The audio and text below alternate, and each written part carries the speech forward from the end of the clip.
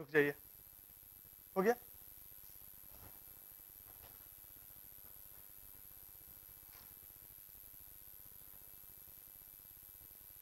Diversity को continue करेंगे हम लोग।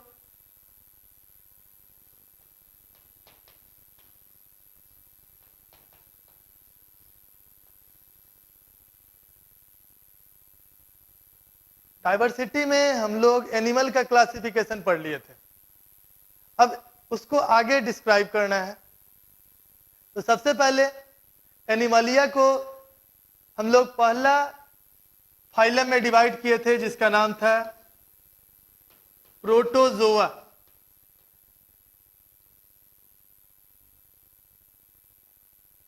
प्रोटोजोआ यूनिसेल्यूलर होगा, मतलब एक सेल का बना हुआ होगा, या ए सेल्यूलर होगा। पहले यूनिसेल्युलर बोलते थे और अब ए सेल्युलर बोलते हैं। एंड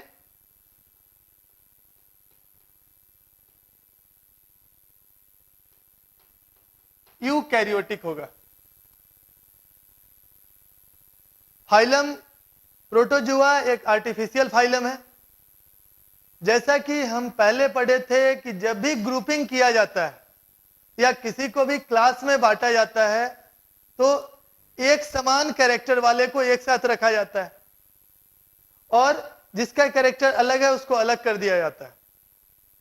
एक समान कैरेक्टर वाले आपस में कुछ न कुछ रिलेशन शो करते हैं, या अगर कैरेक्टर समान है तो इससे यह पता चलता है कि इवोल्यूशनरी लेवल पर उनमें समानता होगा, वे एंसेस्टर लेवल पर, पूर्वजों के लेवल पर एक दूसरे से जुड़े हुए हैं। लेकिन प्रोटोजोआ बनाने में, या जैसा कि हम लोग जानते हैं कि प्रोटोजोआ को किंगडम प्रोटिस्टा में एक्चुअली में रखा गया है, तो वह सारे एनिमल जो एनिमल किंगडम में नहीं एडजस्ट हो रहे थे, मतलब एनिमल से कैरेक्टर मिलता था लेकिन कुछ कैरेक्टर प्लांट से भी मिलता था, कुछ फंजाई से भी मिलता था, उन सभी एनिमल को प्रोटोजोआ में रखा गया। इसलिए इसको हम लोग बोलते हैं निगेटिव फाइलम। निगेटिव फाइलम का मतलब जिस फाइलम को कहीं स्थान नहीं मिला, प्लांट नहीं थे, एनिमल नहीं थे, फंजाई नहीं थे, जो नहीं था उसको यहां पर डाल दिया गया प्रोटोजोआ में। प्रोटोजोआ के बाद दूसरा पॉरीफेरा। पॉरीफेरा में बॉडी में पोर पाया जाता है।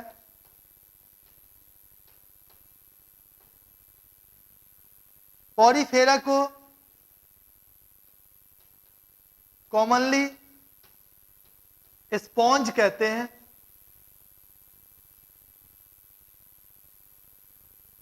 एग्जाम्पल साइकॉन,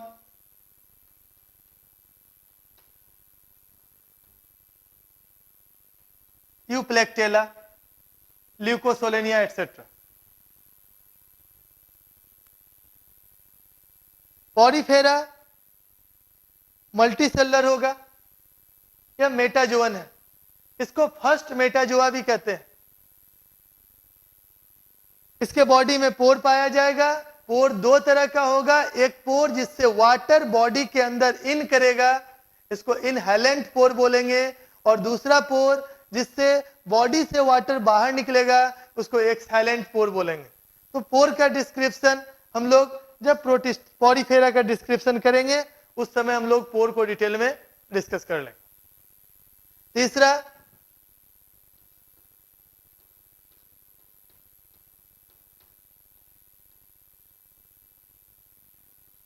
सिलेंटेराटा।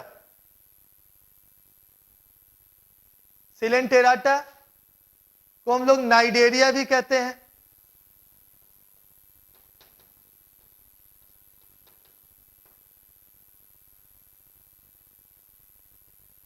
इसमें बॉडी में एक कैविटी पाया जाएगा जिसका सिंगल ओपनिंग होगा। Cavity present in the body with single opening. शरीर के अंदर, बॉडी के अंदर एक कैविटी है जिसमें एक ही ओपनिंग होगा। वह ओपनिंग माउथ के तरह भी काम करेगा और एनस के तरह भी काम करेगा। और इस कैविटी के अंदर फूड का पार्शियल डाइजेशन होगा, फूड अंशतः डाइजेस्ट होंगे और डाइजेस्टेड फूड का डिस्ट्रीब्यूशन भी यह करेगा। क्योंकि यह दो रोल करता है, एक रोल है गैस्ट्रल और दूसरा gastral means related to digestion and second role है इसका वैस्कुलर। वैस्कुलर मींस सर्कुलेट करना, मतलब फूड को डाइजेस्ट भी करेगा और फूड को सर्कुलेट भी करेगा। इसलिए वह कैविटी जिसमें सिंगल ओपनिंग है वो सिलेंट्रेटा में पाया जाता है, इसको कहते हैं हम लोग gastrovascular cavity. Gastrovascular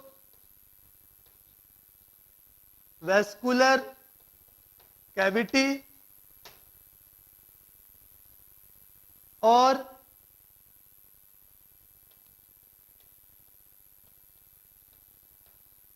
सिलेंटेरॉन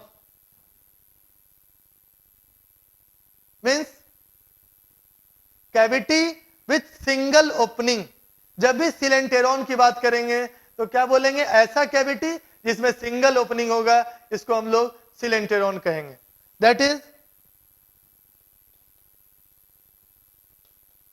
cavity with single opening.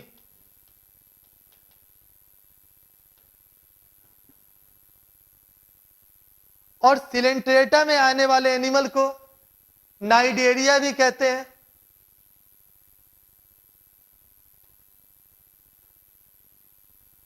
क्योंकि इसमें नाइडोब्लास्ट पाया जाता है।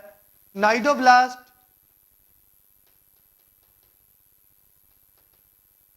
स्टिंगिंग सेल है जो स्टिंग के तरह काम करता है, जो दंश के तरह काम करता है या डंक के तरह काम करता है। और जब भी किसी भी प्रे को कैप्चर करना होगा, जब इसे या जब भी इसको अपना रक्षा करना होगा, तो स्टिंगिंग सेल से या उस प्रे को या जो इस पर हमला किया है उस जीव को पैरालाइज कर देता है। नाइडोब्लास्ट पाए जाने के कारण सिलेंट्रेटा को नाइडेरिया भी कहते हैं। इसका एग्जाम्पल है hydra,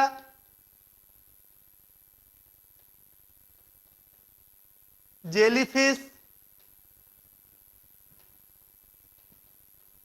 C pen, sea fan, corals. Coelenterates gastrovascular cavity present. Gastrovascular cavity is with single opening. Gastrovascular cavity में एक ही ओपनिंग होगा, वो माउथ के तरह भी काम करेगा, एनस के तरह भी काम करेगा, फूड को इंजेस्ट भी करेगा और अनडाइजेस्टेड मटेरियल को, अनडाइजेस्टेड रेसिड्यू को यह बाहर भी निकालेगा। क्योंकि माउथ और एनस दोनों का काम करता है यह, इसलिए यह ओपनिंग या यह पूरा कैविटी इनकम्प्लीट एलिमेंट्री कैनाल कहलाएगा। सिलेंटेरॉन पाए जाने के कारण इस फाइलम का नाम सिलेंट्रेटा पड़ा और नाइडोब्लास्ट और स्टिंगिंग सेल के पाए जाने के कारण नाम है स्टिंगिंग सेल, लेकिन एक्चुअली में यह सेल ऑर्गेनेल्स है। तो स्टिंगिंग सेल के पाए जाने के कारण इसका नाम नाइडेरिया पर गया। Hydra, jellyfish, sea pen, sea fan and coral इसका example. Fourth phylum Ctenophora.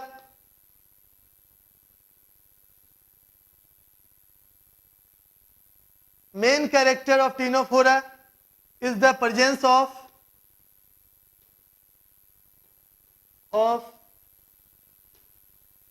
comb plate। Comb plate पाया जाता है जो लोकोमोटरी ऑर्गेनेल्स है और कॉम्ब प्लेट के पाए जाने के कारण कॉमनली इसको कहते हैं comb jelly. Example Pleurobrachia. Next,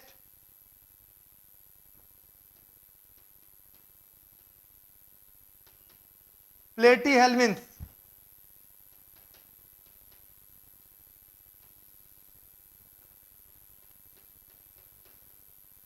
flatworm, example planaria,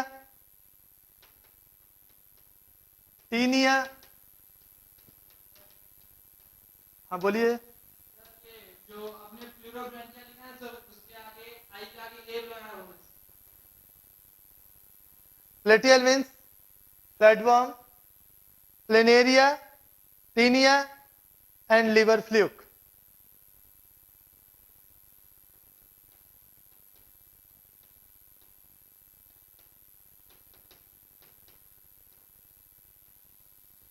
SK helminth,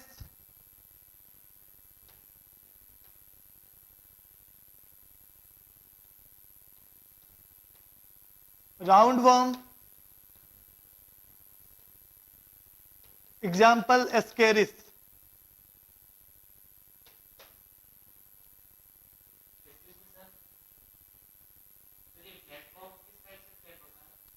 platform dorsoventrally flat होता है। हम लोग प्लेटफॉर्म के डिस्क्रिप्शन में इसको डिटेल में कर लेंगे। अलग अलग फाइलम फिर डिटेल में पढ़ना है।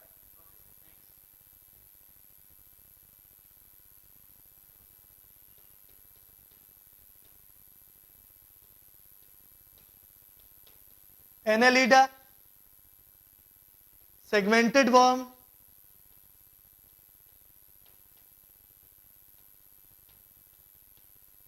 इसके बॉडी में लॉन्गिट्यूडनल सेगमेंट पाए जाएंगे। लॉन्गिट्यूडनली बॉडी इक्वल पार्ट में एक्सटर्नली एंड इंटरनली डिवाइडेड होगा। Example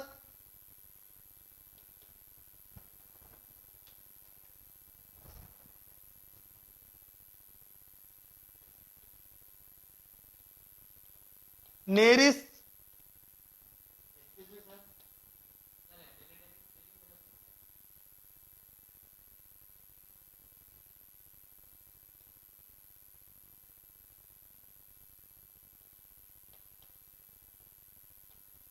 earthworm,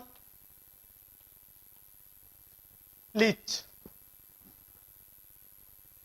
Annelida, segmented worm, Nereis, earthworm and Leach.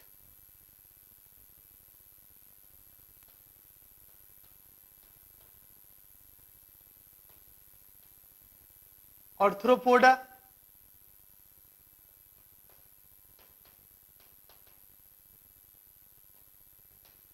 Animal with jointed feet. Animal का लेग ज्वाइंटेड होगा। Example prawn,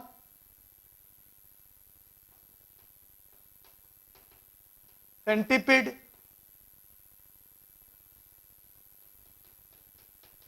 मिलीपिड, insect, spider, crab, scorpion, टिक,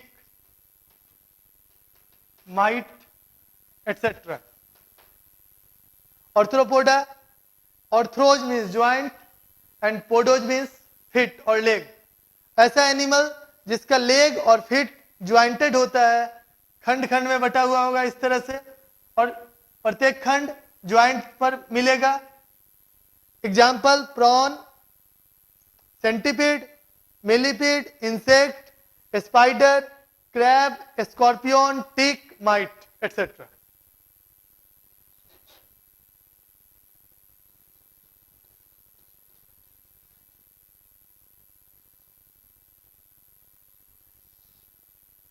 Mollusca, soft bodied animal.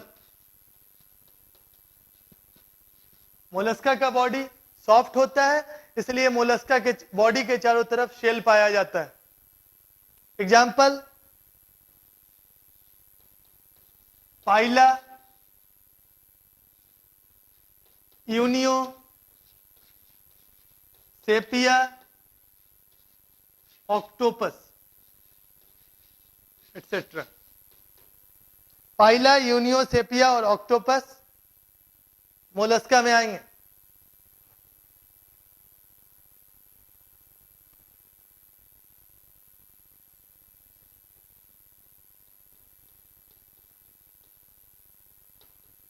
Echinodermata,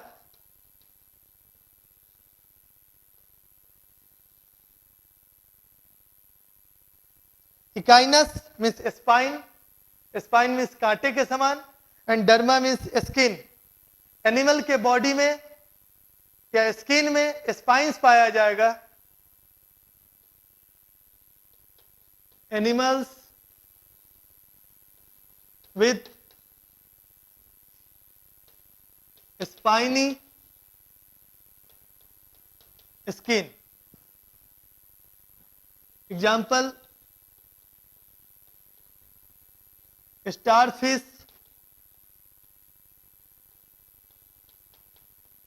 brittle star,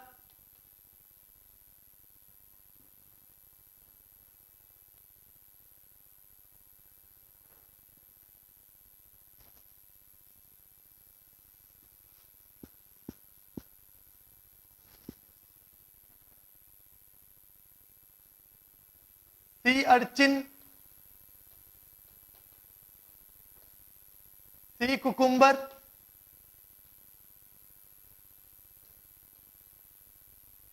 feather star,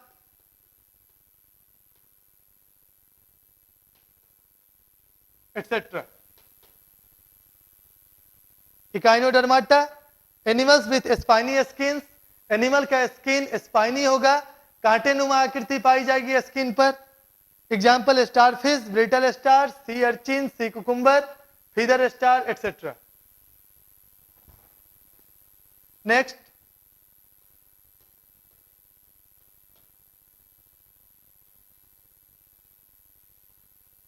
हेमिकॉर्डाटा,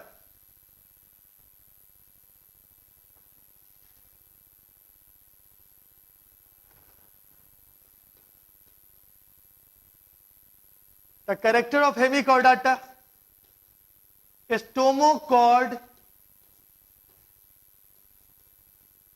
present। Stomochord इसके fore gut से arise होने वाला एक tube like structure है या cord like structure है। स्टोमोकॉर्ड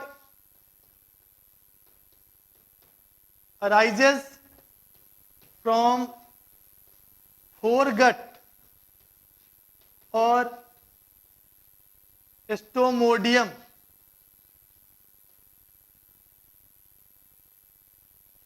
एग्जाम्पल बैलेनो ग्लोसस,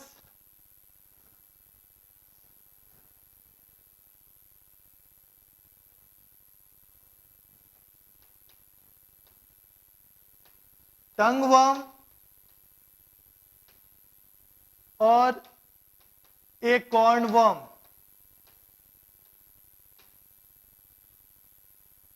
स्टोमोकॉर्ड पाया जाता है, पहले इसे नोटोकॉर्ड समझा जाता था, इसलिए इसका नाम हेमिकॉर्डाटा रख दिया गया। परंतु बाद में पता चला कि यह नोटोकॉर्ड नहीं है, यह एलिमेंट्री केनाल या फोरगट से अराइज होने वाला एक ट्यूब है, इसलिए फिर बाद में इसे कॉर्डाटा से हटा दिया गया। एग्जाम्पल इज बैलेनोग्लोसस और tongue worm and acorn worm. Next phylum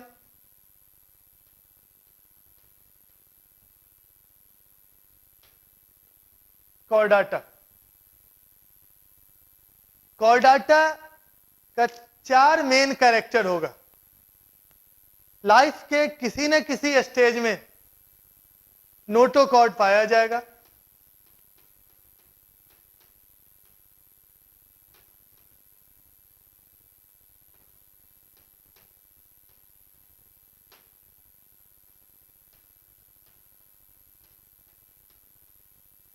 nerve cord present,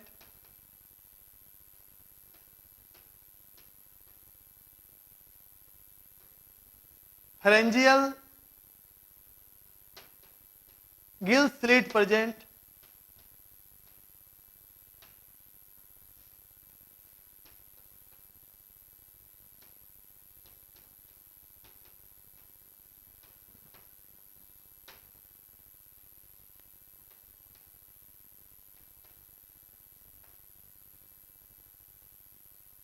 life के किसी न किसी स्टेज में नोटोकॉर्ड का पाया जाना, नर्व कॉर्ड का पाया जाना, फेरेंजियल गिल स्लिट का पाया जाना और पोस्ट एनल टेल, एनस के बाद टेल का पाया जाना। ये चार कैरेक्टर अगर एम्ब्रियोनिक स्टेज से लेकर एडल्ट स्टेज तक में होगा तो उसे हम कॉर्डाटा में रखेंगे। नर्व कॉर्ड क्या होता है? हाँ बता रहे हैं। बॉडी में एक एलिमेंट्री कैनाल होगा, एलिमेंट्री कैनाल का पार्ट ही फेरिंग्स होता है, तो फेरिंग्स स्लिट के फॉर्म में होगा, परफोरेटेड होगा।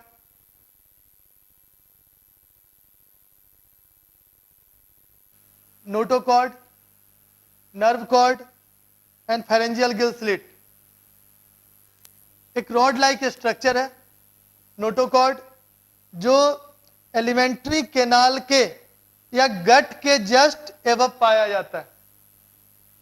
और ह्यूमन का बात करें तो ह्यूमन में या नोटोकॉर्ड वर्टिब्रल कॉलम में, बैकबोन में चेंज हो जाता है। डॉर्सल में नर्व कॉर्ड होता है जो कि ह्यूमन के केस में स्पाइनल कॉर्ड में चेंज हो जाता है। और एनस के पास में टेल।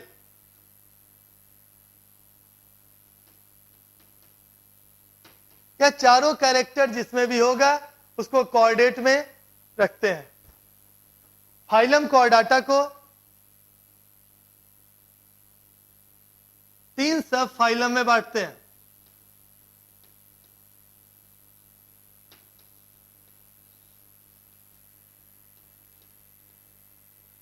यूरोकॉर्डाटा,